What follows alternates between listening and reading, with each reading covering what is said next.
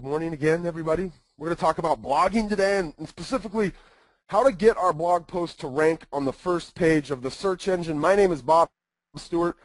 If you'd like to praise me, bash me, just whatever you'd like to do on Twitter, you can reach me at ActiveBob. I'm also on Facebook, facebook.com/ActiveBob. That's a great way for you to communicate with me when we're done here.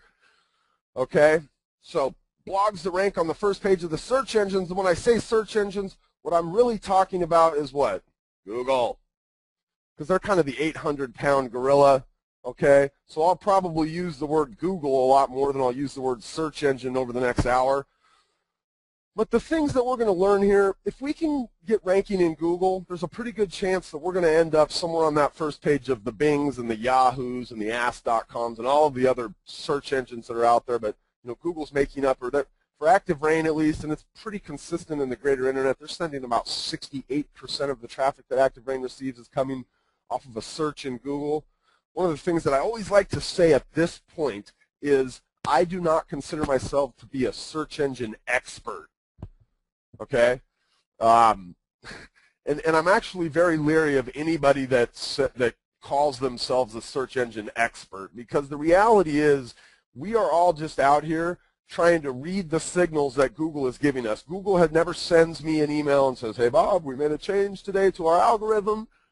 Okay, so the stuff I'm going to share with you, the stuff that this is all stuff we've learned over the years.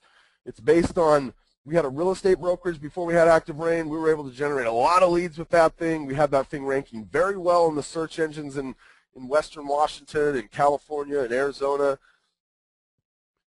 We've been able to get a lot of members with content ranking on ActiveRain over the years in Google. But again, these are not absolute terms here, okay? These are just based on the experience and the things that we've seen over the years. So what do we want to get out of this next hour? Well, ultimately we want to end up like the guy that we see on the screen here. And this is a kind of a collection of traffic numbers from a gentleman named Russ Ravery. And Russ is an ActiveRain member who's out of the Livonia area of Michigan. And we're looking at his kind of traffic numbers. And this is just for a set of 10 blog posts of his. Now, Russ has written like 1,300 blog posts. These are 10 of his posts. And in the red column there, what we see are the number of clicks that each one of these posts has gotten. And kind of the idea here is that we can get a blog post to get a bunch of traffic.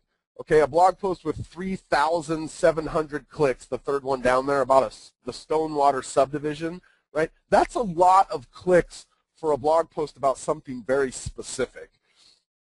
But any one of those posts is not going to change Russ's business. The idea is that the cumulative of these posts over a period of time can have a substantial impact on your ability to get in front of interested real estate consumers. So this is what we're after, okay? And then we're going to show you over the next 50 minutes here kind of how we do this. And I'll give you guys an idea as we walk away today with some things that you probably should be writing about. And as we can look at Russ's, you know, if you were to really kind of study what he's writing about in there, there's some ideas already probably coming up. We should be writing about maybe condo complexes, subdivisions. There's a post in there about like Oxbow Lake waterfront homes, right? That's a particular type of home in a particular location. Next week's class, we'll really dive into what to write about. Okay, next week's class will be unlocking the secrets to keyword phrases, and we'll really dive into how do we figure out in our particular markets what it is that we want to write about. But today we're giving an overview, search engine optimization, what are the things on the page we want to have, and then I'll show you guys a few examples of well-done posts that are ranking, that are getting a lot of good traffic. So I said there's not I'm leery of somebody that calls themselves a search engine expert. Well, there does happen to be a guy, and there's more than one of this type of guy, but a gentleman by the name of Rand Fishkin who created a company called the SEO Moz. And much like ActiveRain is a community of real estate professionals, SEO Moz is a community of search engine experts. So Rand put this little pyramid together, and it kind of gives you a high-level look at search engine optimization. And so the base, or the foundation of search engine optimization. And this has really been the same deal no matter how many pandas or penguins Google rolls out. Okay, no matter which furry little animal they're tweaking their algorithm with, the idea that quality content and accessibility is the foundation of search engine optimization has not changed. Okay, if you write consistently good quality content over a period of time, the search engines are going to find that and they're going to rank it. Okay, accessibility has to do with a lot of what we'll talk about today, which is kind of the little things, the little signals on the page that we want to make sure that we're putting forward for the search engine when they come in and index our content. Accessibility also has to do with where your content is hosted at. In ActiveRain, by way of having 5 million pages indexed and 2,000 new pages of content added every single day, the search engines like us. Okay, so these same concepts that we'll talk about could apply to a WordPress blog that you might have, or really in content that you add to your website. Okay, but the foundation of good search engine optimization is quality content and accessibility. The next piece then would be keyword research and targeting. And again, we'll talk just a little bit about that today, but next week's class is all about that. Link building is the next piece of the SEO pyramid. The third week we'll talk quite a bit more about link building. Okay, the top piece here is social. This has become, we're not going to talk really about social throughout this series of classes. We have some random kind of one-off classes we do at ActiveRain University where we'll talk about things like Google+, right, Twitter, Facebook. But the idea of social signals, these things are starting to become more important in the search engines. And again, that's why they're kind of the smaller piece of the puzzle. And, you know, as the years go by, these social will become more important, but quality content is always going to kind of be the foundation. So there's a concept I want to make sure that everybody understands, and if I was in front of the 350 of you guys that are sitting in here with me right now, I would ask you, how many of you have heard of the long tail? And I would guess, and I've done this a lot over the years, I guess half of you would raise your hand. I mean, it's been 2 years since I've been in front of a live crowd doing this, so maybe it's more now. I've become familiar with this concept. It's important we understand the idea of the long tail because it relates to what we saw with Russ, which was no one of Russ's posts is going to like rock his world in terms of the number of, you know, the amount of traffic it can generate, but the cumulative of all of his posts can be very substantial. So the long tail says that in any given kind of search demographic or search market, in this case we're looking at shoes, okay, there are about 8 to 10 keyword phrases that make up 30% of the traffic.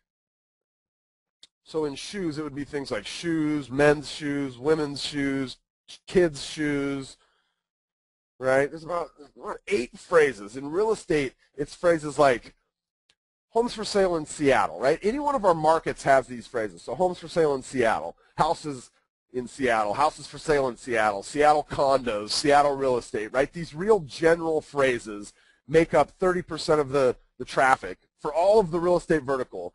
And any one of those phrases gets searched for a lot. And it's very hard to rank for those phrases. There's an incredible amount of competition and cost associated with them.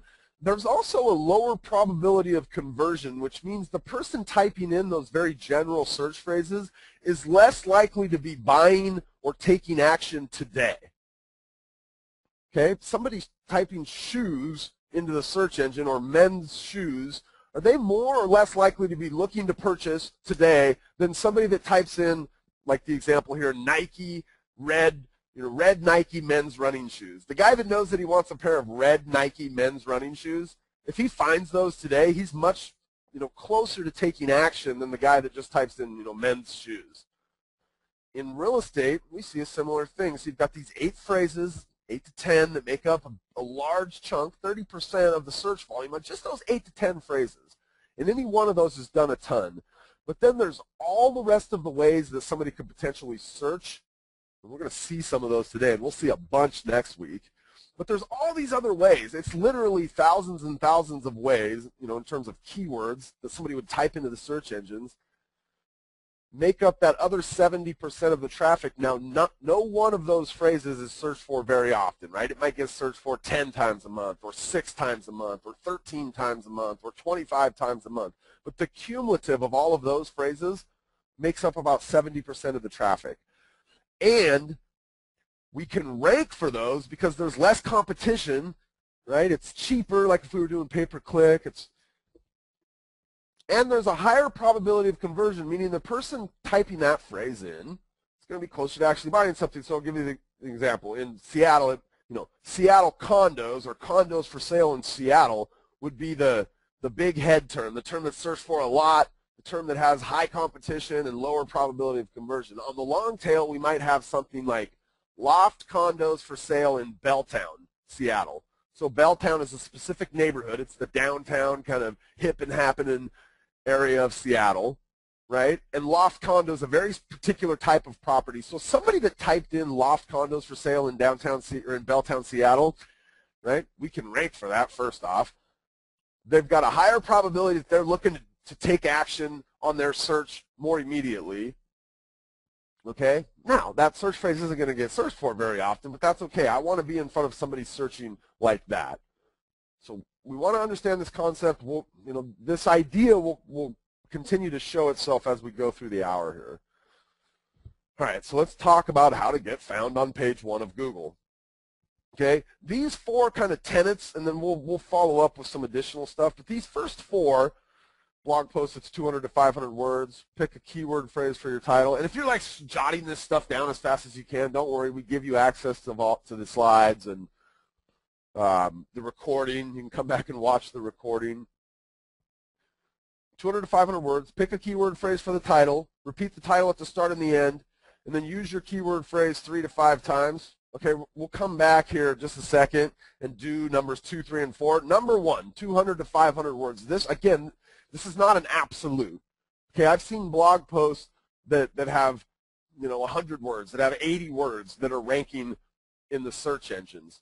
But in everything we do here, we have to balance search engine, right? And we can get our stuff onto the first page with real live person. And even though the search engine, even though Google might decide to put us on the first page of the search engine, it may be of absolute zero value to us if the real person that lands there isn't convinced that we're an expert in whatever we're writing about and wants to reach out and contact us. In fact, it may actually hurt us, right? If all we're doing is putting up stuff in keywords and we're trying to get up there and we're trying to do it as fast as possible so we can get in front of as many people in as many terms, but nothing that we write has any value to it, that might actually hurt our business, right? Because real people are going to be landing on these things. So in 200 to 500 words, you can generally do a pretty good job of explaining something, whether that be a condo complex or a subdivision or a particular type of home. Okay, I would actually challenge anybody to convince me you're an expert in less than 200 words on any subject. It's pretty challenging. Okay. So 200 to 500 words. Can your blog post be longer than 500 words? Absolutely. And in fact, in some of Google's more recent updates, there's some tiny little bit of evidence to suggest that the longer the content, they may actually be favoring that stuff, assuming that it has all of the other factors and assuming that it's not just, repeating keyword phrases and just throwing garbage in there. But there's some reason to believe that a more thorough explanation of something could be better than a less thorough explanation. So we're going to pick a keyword phrase for the title of our post. Huh? Well, I mean, we're just going to be thinking in terms of what might somebody type into the search engines in order to find what we're writing about. So a keyword phrase is just the thing that the person typed into the search engine. Okay, so we're picking one keyword phrase for the title of our blog post. So every time you write a blog post, I want you to look at the title you give your blog post and think, would somebody ever type that into a search engine? Now, not every post we write is going to be geared towards ranking in the search engines, okay? Sometimes we might write a post that, was for one of our clients. We were just going to send it out, or we wrote a post that we were going to use in our newsletter, We wrote a post that we maybe wanted to share with our social circle on Facebook or Twitter. Or we wrote a post that was geared towards our peers on ActiveRain, right? These things we don't have to like worry about what the keyword phrase is because we're not necessarily thinking in terms of getting it to rank. But when we are writing a post where it would behoove us if it ranked in the search engines, maybe I'm writing about a local condo complex, right? We want to pick a keyword phrase for the title. We absolutely need to decide what is it we're trying to rank for. Now, any one blog post, or if you were talking about your website, any one page on your website, really has the ability to rank for one thing. So we're going to focus on one keyword phrase, right? If we wanted to rank for a different keyword phrase, we would write a separate blog post for that. And I see a lot of people, especially when people get started, they think, oh, okay, well, you know, if I can rank for loft condos in Belltown, why can't I just write a post that says loft condos in Belltown and Ballard and Capitol Hill and Queen Anne, right? When we do that, we limit our ability to rank for any one of those things by trying to rank for all four of them. Now, we may consider different variations on a similar keyword phrase for subsequent blog posts. Okay, so if in this post today I wrote about loft condos in Belltown, Seattle, I may come back 6 months from now and, you know, I'm looking at my traffic numbers, and I'll show you where that's at in a minute. I'm looking at my traffic numbers on ActiveRain, and I'm seeing that my loft condos in Belltown, Seattle post is really killing it, right? It's got 1,800 clicks, and I might come back and write a post like Belltown, Seattle loft condos, right? Where I vary the order of the keywords, but I'm not going to do that like one today and one tomorrow because, again, I might have a real person following my blog, and I wouldn't want it to look weird like, wow, why did this guy write about loft condos in Belltown, Seattle today, and then tomorrow he wrote about Belltown, Seattle loft condos? That's kind of weird. Our keyword phrase is almost always going to have a geography, okay? Again, I put almost and always, and I realize kind of the folly of having those two words next to each other. But if your goal is to rank in the search engines, it should have a geography, some component of geography. And then geography plus subject. Next week, we'll really dive into this. I'll take a kind of a high-level look at this, but every search, or almost every search, but especially as it starts to relate to the real estate vertical, has some component of geography and some component of subject matter. So when you, and here's a little kind of something to remember, okay? The more precise your geography, the less precise your subject matter need be. The more precise your subject matter, the less precise your geography. So you're like, what? Okay, so here's some ideas with more specific subject matter, okay? And again, next week we'll really dive into this concept. But here I've got a more specific subject matter so I can be less specific with my geography. So homes for sale in Seattle under 300,000. My subject matter is homes for sale under 300,000, right? The general subject matter would be homes for sale. Right? I have a very general geography, Seattle, but a very specific subject matter, homes for sale in Seattle with a mother-in-law suite. Again, the subject matter becomes homes for sale with a mother-in-law suite. I apologize for the English lesson. I know nobody woke up this morning going, man, I wish I could get another just minor 7th grade English lesson. Homes for sale in Redmond, near Microsoft. Again, the subject matter being homes for sale near Microsoft. So if we want to have a real general geography, like our city, right, we need to get very specific with the subject matter that we're thinking in terms of. Again, the flip side of that would be we could have a general subject matter like condos for sale, homes for sale. We need to have a more specific geography. So in this case, the Bravern condos for sale, Seattle, where the geography is the actual building, right? The Bravern condos in Seattle. Homes for sale in Hunters Ridge, Saline, where Hunters Ridge is the name of the subdivision, right? A very specific kind of geographical indicator on there. All right, so the second thing, or the third thing, I guess. First one, 200 to 500 words. Second one was pick a keyword phrase. The third one is going to be repeat that keyword phrase or that title at the start and at the end of the blog post. And the reason we have you put it at the start is because on ActiveRain, the page description, let's look at this Google search results, right? This is a Google search result. You guys have all seen this. If you haven't, just get off this call. Like, what have you been doing? All you use is Yahoo? Maybe. Okay, that could be the case. But this is Google. The part that's in blue and the part that we can click on in a search result is based on the title of the blog post on ActiveRain. So in that second result right there, the ActiveRain result, the title of his blog post was Riverwatch Condos, Burlington, Vermont. The little green portion, the URL, right, on an ActiveRain post, whatever you give the title, that becomes a part of your URL. So activerain.com/blogsview/Riverwatch Condos, Burlington, Vermont. Okay? The portion in black, the part you can't click on, right, it's the page description. That comes out of the first, it's about 120 to 140 characters of your blog post. Okay? This is the reason we want to repeat the title at the start of our blog post. And you want to repeat it exactly as it was in the title. So in his case, Riverwatch Condos, Burlington, Vermont, right? That's the title. And you'll see in that first sentence of his blog post, he starts with Riverwatch Condos, Burlington, Vermont. And he actually does it as like a, I'll show you how he did it here in a minute, but he just states it. It's not a sentence. He just restates his title to start his blog post. Okay? That becomes a part of the page description.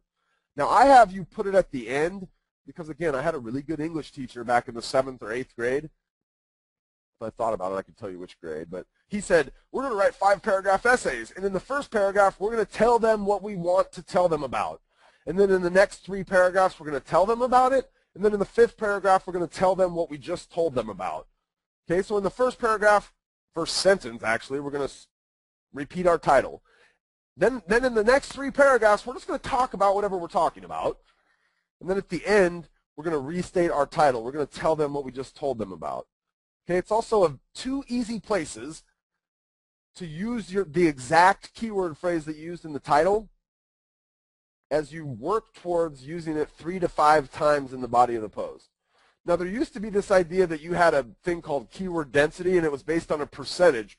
Excuse me, so 3% of the time you would use this keyword phrase. Well, keyword density that's no longer a deal, right? We're just going to get our keyword phrase in there 3 to 5 times. But we're going to get in there exactly as it was in the title. So if his keyword phrase was the Riverwatch Condos in Burlington, the Riverwatch Condos Burlington, right? If he wants to get that exact keyword phrase, Riverwatch Condos Burlington, in the body of his post 3 to 5 times. Now, he's going to get it in there once in the first sentence and once in the last sentence, so he really only needs to get it in there 1 to 3 more times.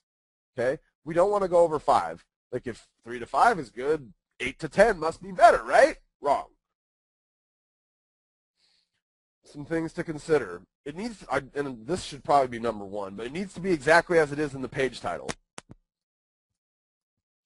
Okay? It needs to end up being the most common phrase on the page. So if you use it 5 times, there's a pretty good chance that's going to be the most common phrase on the page, but you want to make sure you didn't use some other term more frequently.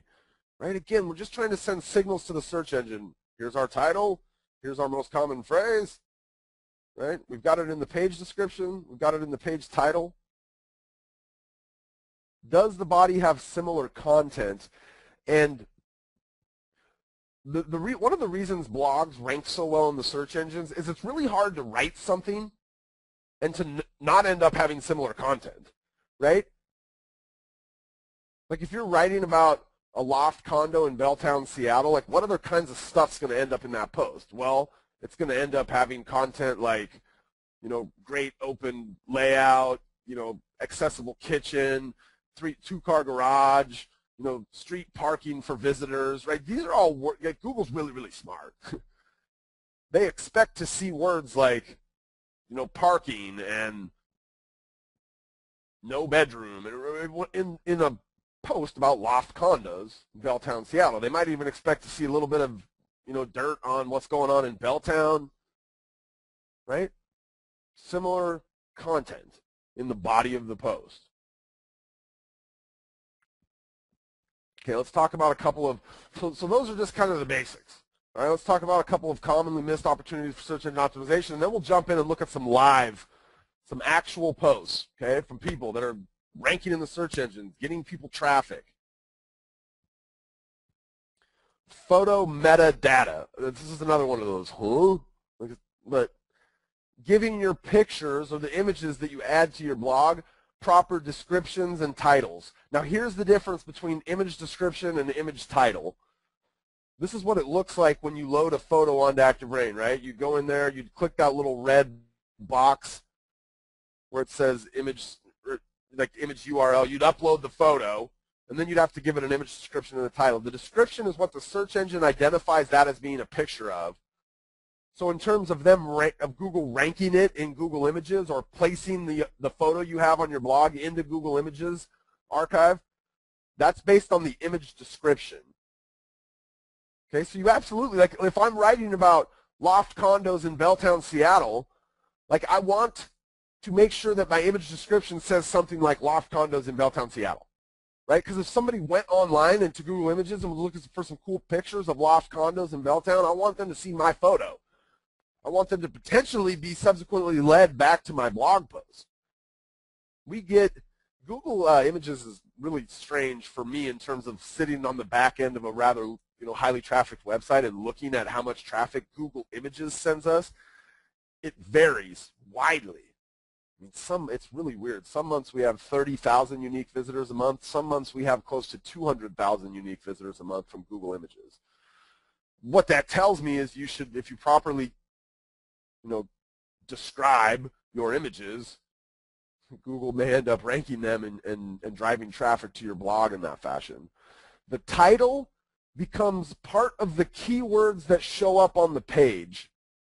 And what that means is this. Let's say that I've written a blog post about loft condos in Belltown, Seattle, okay? And I've used my keyword phrase, loft condos in Belltown, Seattle, obviously in the title, but the first usage in the body comes in that first sentence, right? Looking for beautiful loft condos in Belltown, Seattle? There's a ton of options here, right? So I go on and I talk about it a little bit.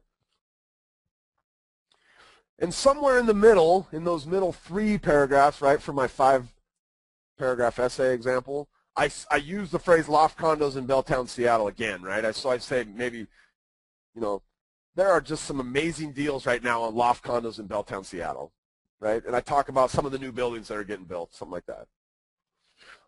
Last paragraph, I'm going to get my 3rd usage in there, but I've got these 2 extra usages that I'd like to get in, but it just doesn't fit. It just doesn't feel right to try to stuff it somewhere else.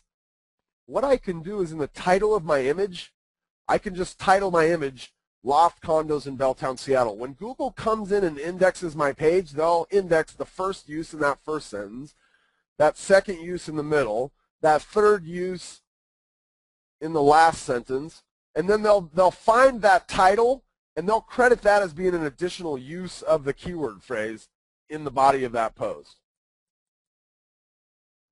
So image description is what they identify it as in the search results, right? The image search results on Google.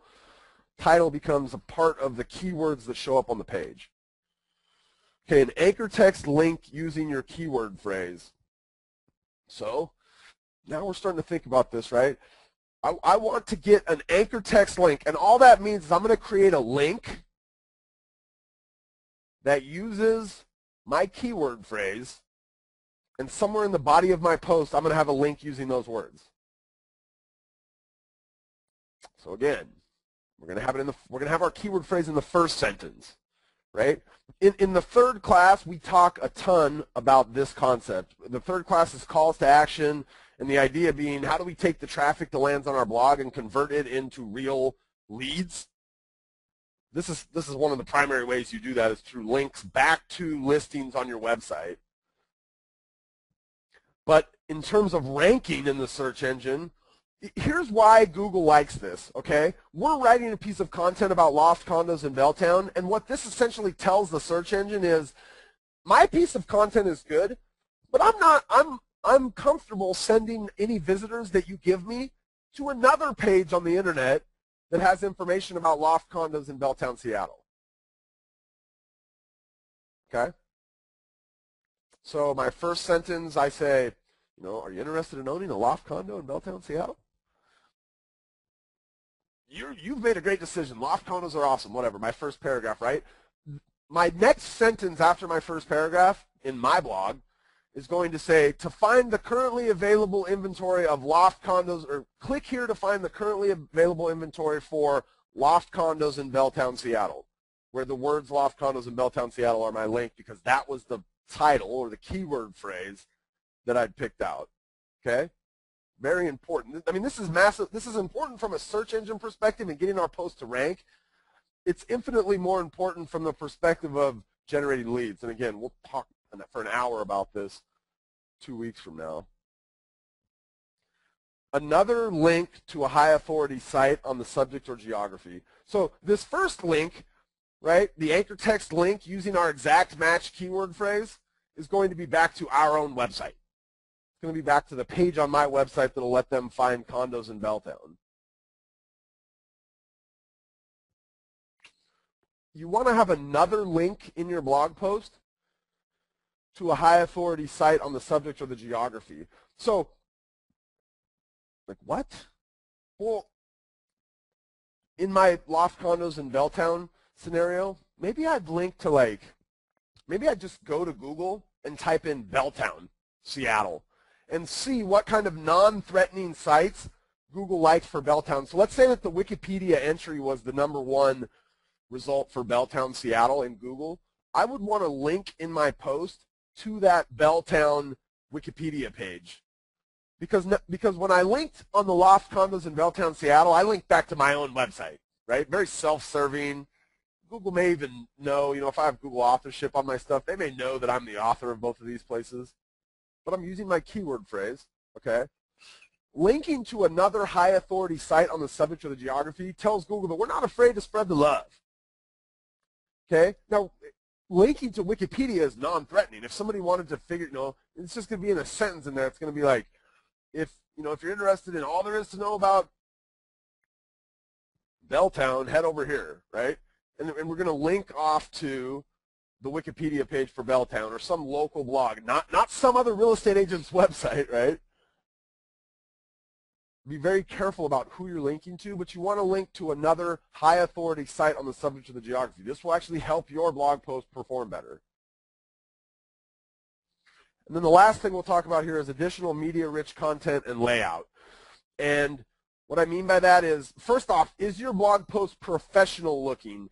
And this won't necessarily affect your search results on day one, but over the life of your blog post, the layout and the professional appearance of it will help. Because the longer somebody stays on your post when they find it, the better signal we send back to the search engine. So if somebody's looking for loft condos in Belltown, Seattle, and they find my blog post, and they start to read it, and they're very engaged by it, and I happen to have a video on there about Belltown, right? A video I did about how awesome it is to live in Belltown, and they just sit on my page for 4 or 5 minutes. That's telling the search engine that that result that you just served up for the query that consumer did is spot on. Like, keep serving it up. If they land on your page and it looks like a third grader put it together, right, and your pictures are all jacked up and like it's a wall of words, right, you don't break your stuff up into paragraphs, and it's just hard to read, people bounce, they leave. And that starts to hurt us over the life of our blog post. Okay, so it absolutely needs to be professional looking. And then we want to add some stuff maybe that they can play with. A video, right? That, again, that's just one of those things that just keeps somebody on the page. If they're watching the video, the search engine's going, man, this person's staying on this page for a long time. Custom Google Maps. Right now in your questions area or your little chat area, Carrie will send you a link to a blog post that's a tutorial on how to create custom Google Maps. Again, it's just something else that we can get on that page to try to attempt to engage the consumer who lands there, to keep them on the page, to send that signal back to the search engines that this was a good result. Okay, so let's go live for a second here. And I want to show you guys, again, next week we're really going to dive into this, but I want to kind of show you guys some of these posts in action to give you an idea of you know, what you could be doing between now and then, let's say. So I'm in here in ActiveRain's Google Analytics, and I'm looking at a 30-day time frame essentially leading up to yesterday, so January 21st through February 20th. I'm just looking at the word condo, and we can see that any search queries using the word condo sent 17,000 visitors to ActiveRain. So then we start to get in here and look and see, okay, well, what were some of those search queries? And as we start to get down this list a little bit, we'll see things like Las Vegas condos for sale under 50,000. Like 12 visitors did that in the last 30 days. VA-approved condominiums, Baker's Bay condos for rent. The one I want to use as an example here is this Sunwood condos in Shelton CT. Now, I was just at a conference, and I probably accounted for, like, it's up to 13 with 53% of those being new, which means 7 of those visitors are new. The other 6 that are repeat visitors were probably me using this as a demo over the last week, so oops. But so there was 7 brand new visitors that used this phrase, okay, Sunwood condos, Shelton CT. So let's jump out and look at that. And what I'm going to do is I'm switching between Firefox and Safari. And the reason I do that is on my Firefox, I am logged in to my Google. I use Firefox all the time. Google absolutely knows my behavior, and they will manipulate my search engine results based on my past behavior. Okay? Because if I always click on ActiveRain, they're going to say, this guy really likes ActiveRain. Well, let's just make those results more relevant for him, and ActiveRain rises in the search engines. So what I want to do when I'm showing you these examples, or when you're trying to figure out for yourself how your stuff is ranking, you need to use a clean browser, meaning a browser that's not logged into your Google account, meaning a browser that has all the cache, the cookies, all that stuff cleared off of it, and probably is in private mode. So for my Safari browser, before I ever do any kinds of searches, I'll do reset Safari, and I'll come in here and reset it and just clear everything out of there, right? Because I don't want the search engines knowing what I've been doing in the past. And then I'll turn it to private browsing, right? I want to try to get kind of the most fresh look at what just Joe Public would see out there when they sit in front of their computer. So Sunwood condos, Shelton CT, right? We see this, her result showing up number 1. So when we open that result up, we see her blog post here. Okay, so Sunwood condos in Shelton, we see her restating her keyword phrase, right? We see her start to build this blog post out. Carrie right now is going to send you guys a video. This is not something we will talk about over the next 3 weeks, although if you listen closely enough, I guess we do kind of talk about it. But like, what do I write about? And in Barbara's post here, what is she writing about? Well, let's kind of look at this post. Now, Carrie's going to send you a link to a video that's me. We call these our blogging blueprints, but it's me walking through kind of the blueprint for a post of this nature, for a post about a subdivision or a condo complex. We can do it real quick right here. What does Barbara have in here? Well, she's got her keyword phrase restated, good. First paragraph, she kind of gives I call this the flowery description, right? Nestled in a private wooded area, right? She talks a little bit about the community, like when was it built? Then she gives them a chance to go find, if you're looking for condos for sale right now, like you don't care about the flowery description, you're already sold on the idea of living at Sunwood, and you just want to find the condos that are for sale right now, click here. Okay, I call it, she does it above the fold too, so like when somebody lands here, if they wanted properties right away, there's a pretty good chance they're going to get to her link and click on it before they leave. Okay, so above the fold, she's got this link. Now, her link misses just a little bit in terms of what I told you guys, having that exact keyword phrase in the anchor text for the link, but it's really close. It's probably all right. Then she talks, one paragraph about the units, one paragraph about kind of what's offered there, right? Paragraph about amenities, paragraph about what's nearby. Like, that's not rocket science. Everybody in this, like, if you have condo complexes, or like, you can do this, right? She's got her video down here. In fact, if we go back to the search result, the cool part about this is her video is also on the first page of this search result. That's cool, right? I mean, I can't complain about that. All right, so good.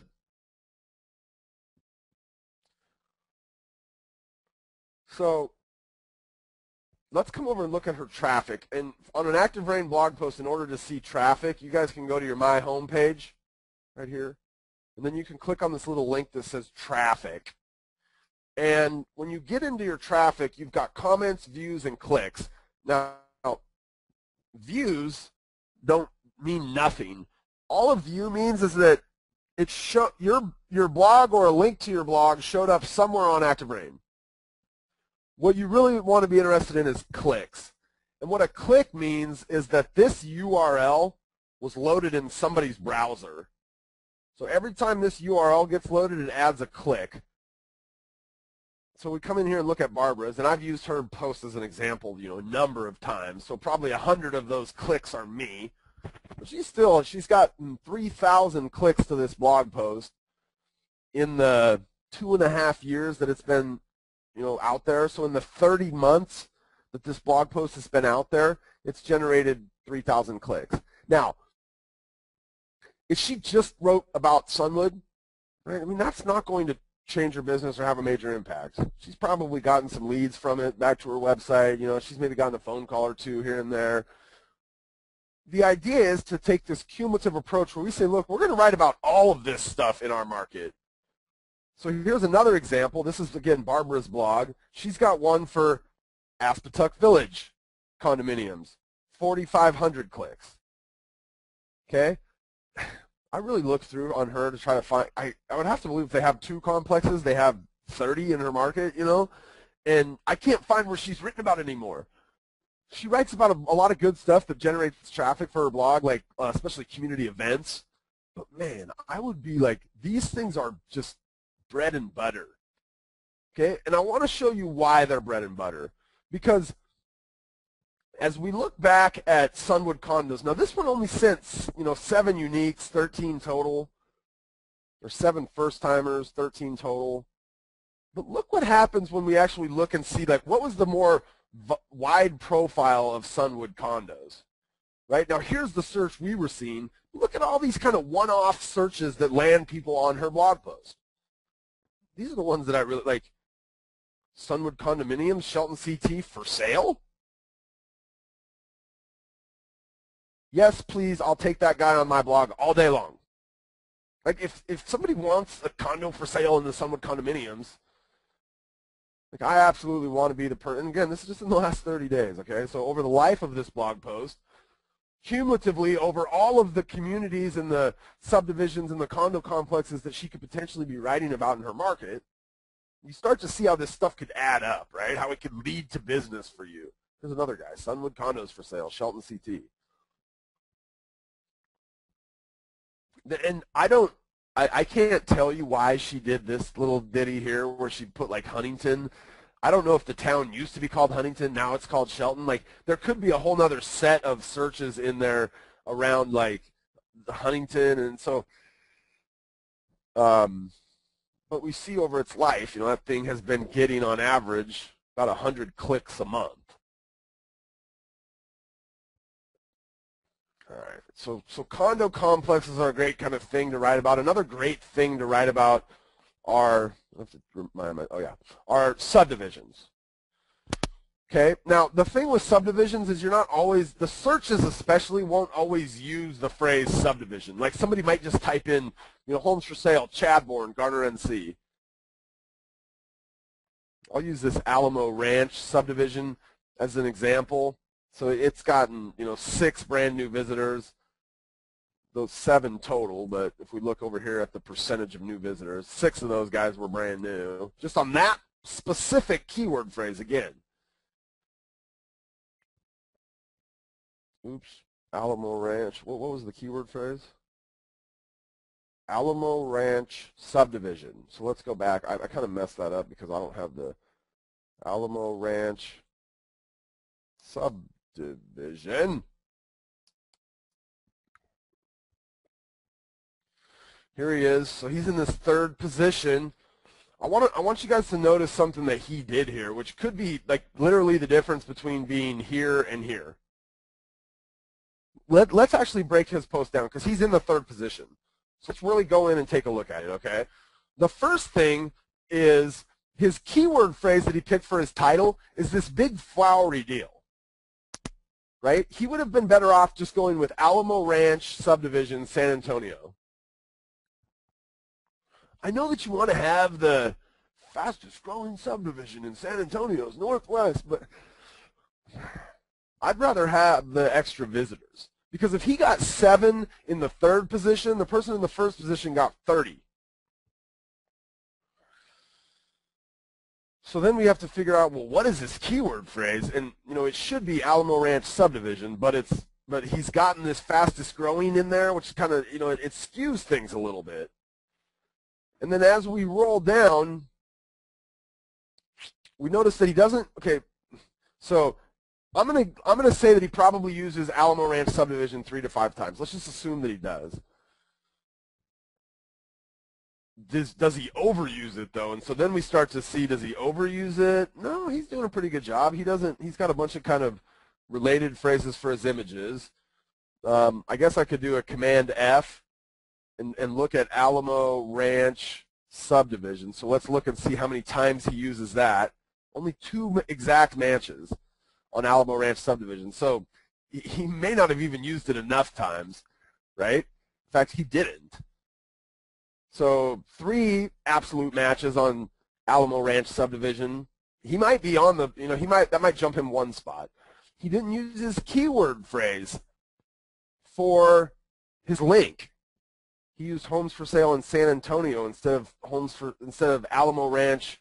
You know, find homes for sale in the Alamo Ranch subdivision, right, where the link is out of the words Alamo Ranch subdivision. So he's ranking, right? He's getting traffic, and if we look at the life of this blog post, 1,400 clicks in, what, 20 months or something?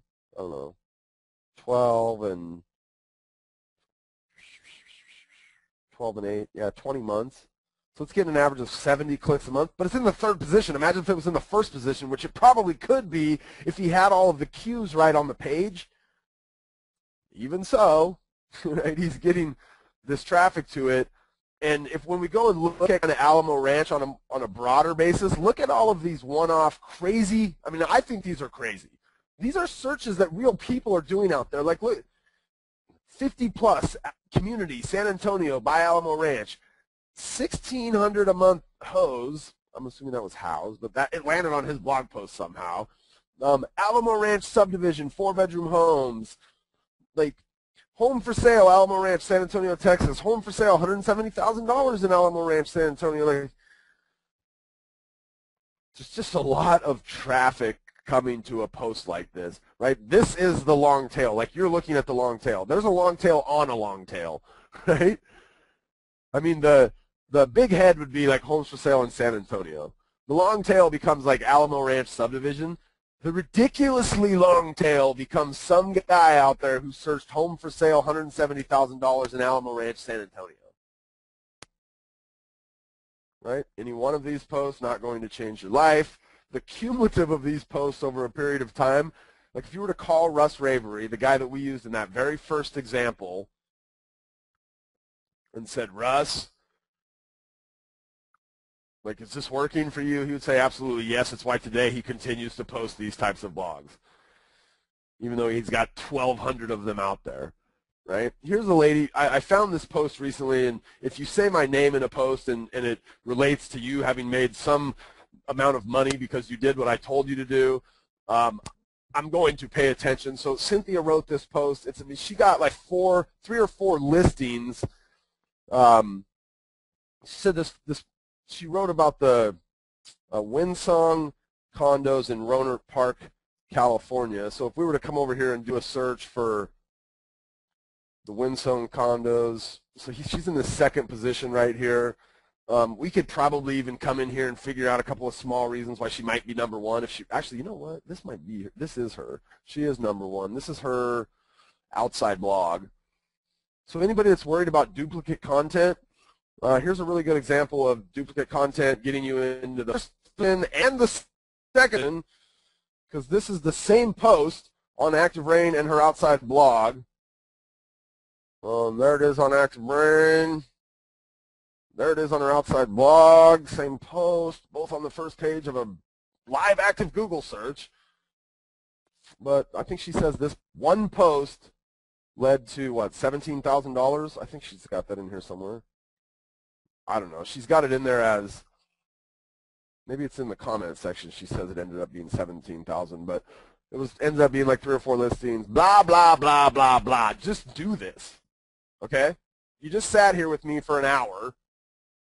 Now, there's no better time than to just step away from your computer right now, just take a break, like get my voice out of your head, because I'm sure I'm just driving you nuts at this point.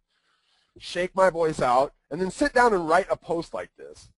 Okay, it doesn't have to be perfect, because even like on Cynthia's post or back here on the Alamo Ranch post that we were looking at, like he can come back and edit this post and make the changes that are going to get it from 3 to 1. Okay, so write something.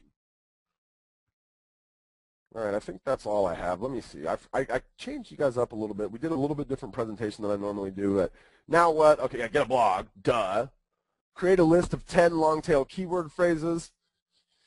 Write one piece of content using what you learned. Because if you don't write it right now, you're going to forget all this stuff. You're going to go back to what you were doing before you got on this call with me, and you're not going to do it. Learn if your website is equipped to generate leads. We'll talk about that in week 3. And then use this checklist each time you write a piece of content. This checklist can be found in your homework. So you're going to get an email that comes out to you after this. Oops, I'm not supposed to call it homework. Harry's going to be mad. The action items. Your action items will include this checklist. They'll include links to a few videos that you guys can watch. They'll include links to this video, recording of today's class. Okay, but every time we write a post, we're just going to go through and say, did we pick a keyword phrase? Yeah. Did we use it in the first 160 characters? Yeah. Is it exactly as it was 3 to 5 times? Yeah. Did we use other similar phrases? Well, geez, if you wrote a blog, it's going to have other similar phrases. This is the most common phrase on the page. Did we include H1 and H2 header tags? That will be a video that you can watch. In fact, Carrie will send you that right now. That's kind of an extra ditty. That would be the very last thing I would worry about. Okay? That might be the difference. Just get your stuff onto page 1. Then you can start to really dive into ridiculous things like H1 and H2 header tags, right? If you're overwhelmed right now, forget about that. Proper image description and title for our photos, anchor text link including our keyword phrase, and then we might take a chance to share our content on social media, and we can do that very easily. You actually saw it kind of popping up here. If we wanted to share our post on Google Plus, we could click on the little Google Plus deal at the top here after we, right? So I could come in here and +1 this blog post. I could share my stuff on LinkedIn. I could tweet it, right? We looked at that pyramid earlier, and the top of that pyramid had social sharing.